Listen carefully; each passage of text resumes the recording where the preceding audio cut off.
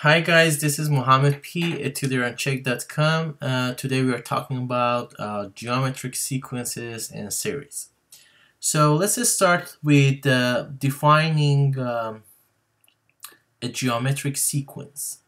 So a geometric sequence is a sequence of numbers that they are related in this specific pattern. That whatever it's the first term, the second term is obtained by multiplying the previous term by a ratio, which is like A1 times R.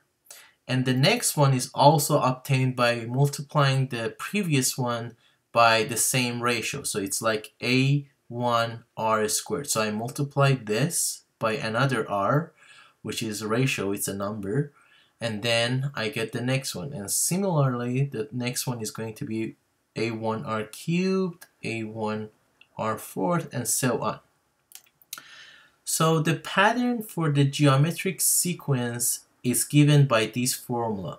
AN is equal to A1 times R to the power of n minus 1. This formula is called the general term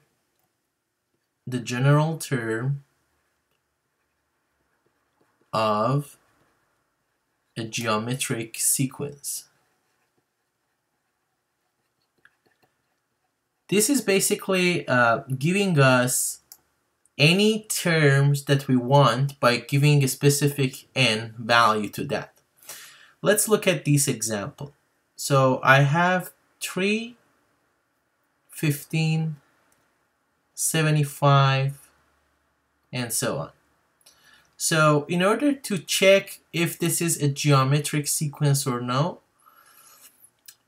we are going to divide two consecutive terms, like 15 divided by 3 and 75 divided by 15.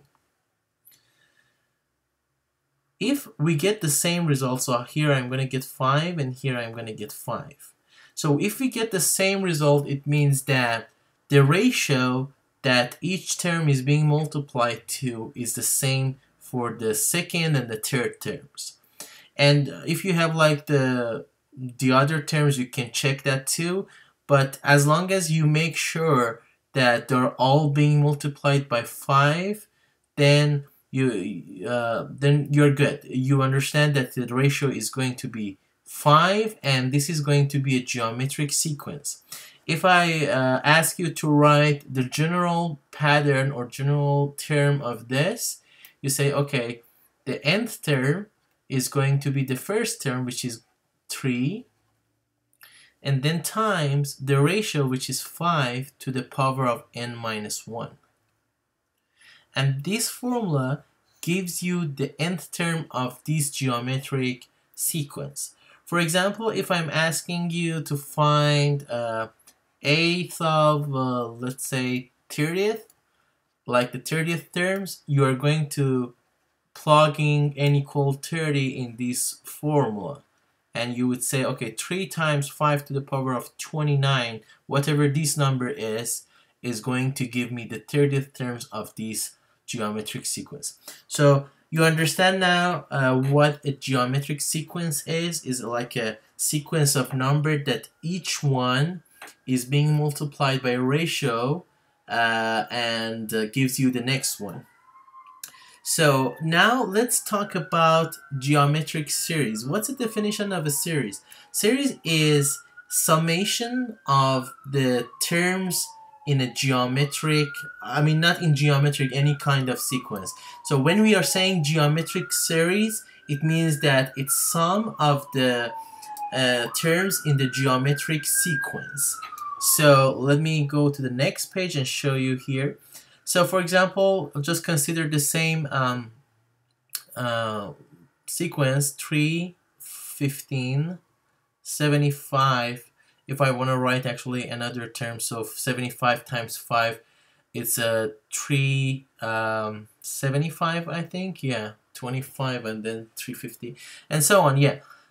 Here, if I ask you, for example, to find the summation of the first n terms, this is the formula that we use. Sn equal a1 times 1 minus r to the power of n divided by 1 minus r. This is called the summation formula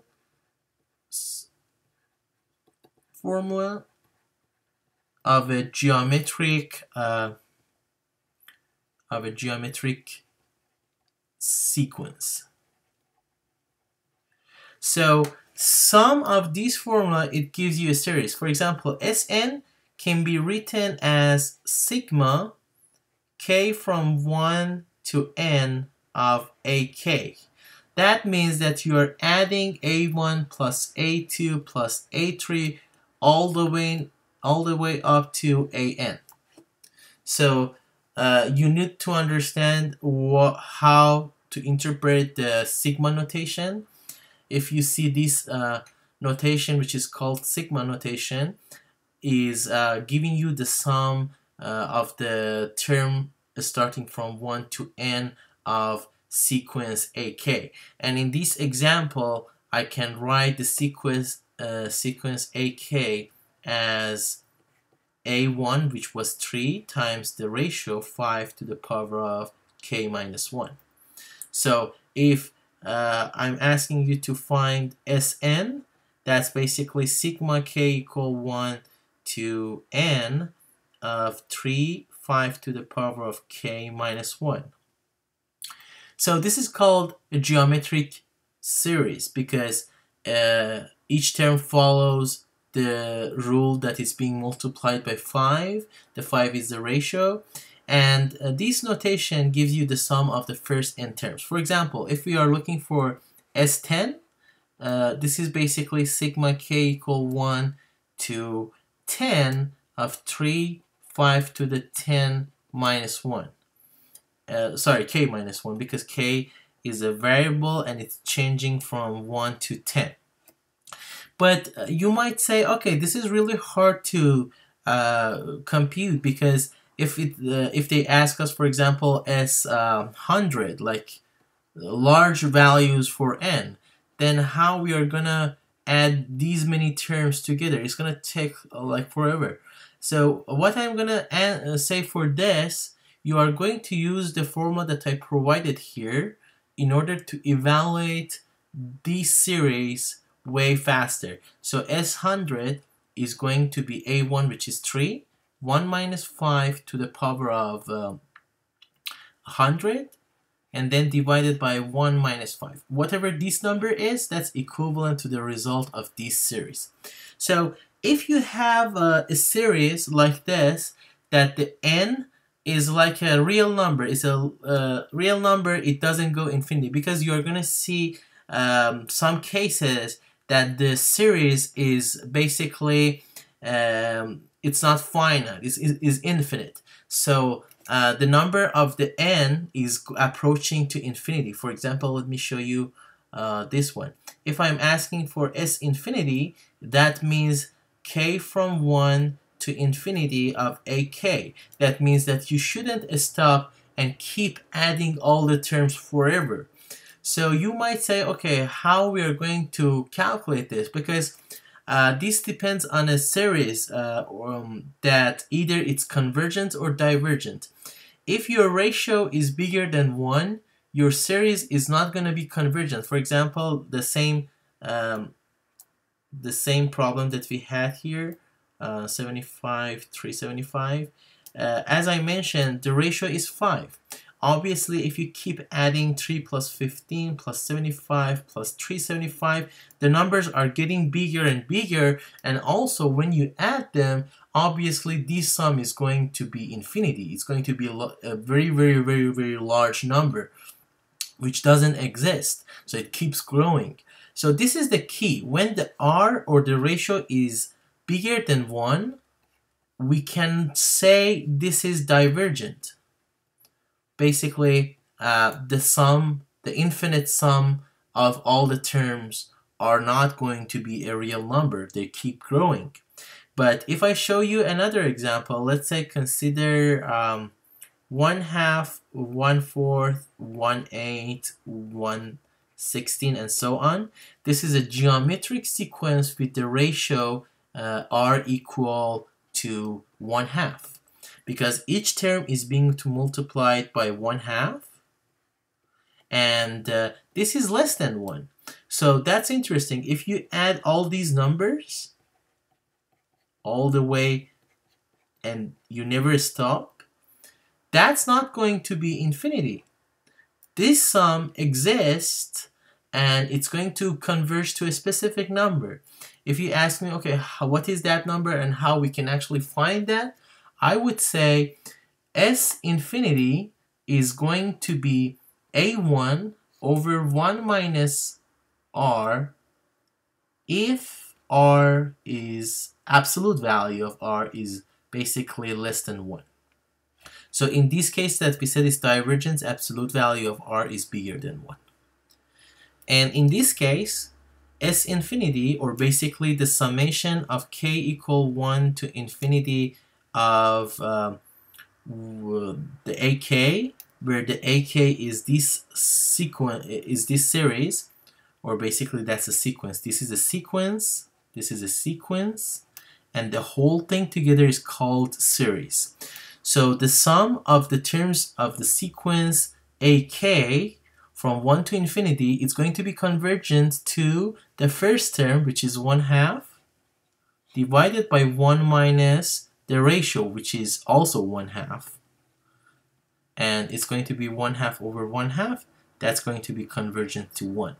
So the sum of all these terms are going to be equal to 1 if you keep adding and you never stop.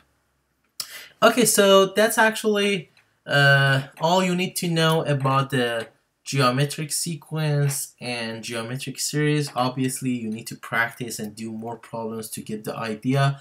But if I want to review the main things that we learned here, that's the pattern for the geometric series, geometric sequence.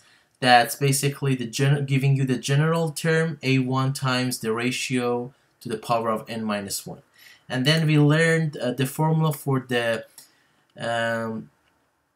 finite sum, which is basically the first n terms. You use this formula, and this is basically the notation in a sigma form that I showed you. It's equivalent to that formula if you want to calculate it. And then we learned about infinite sum of a geometric sequence, that it exists and it converges if the ratio is less than, the absolute value of the ratio is less than 1. If the absolute value of ratio is bigger than 1, the infinite sum doesn't exist and it's divergent. I hope that you learned enough and you all enjoyed this. Till the next video, I have to say bests for you, and then have a wonderful day. Bye.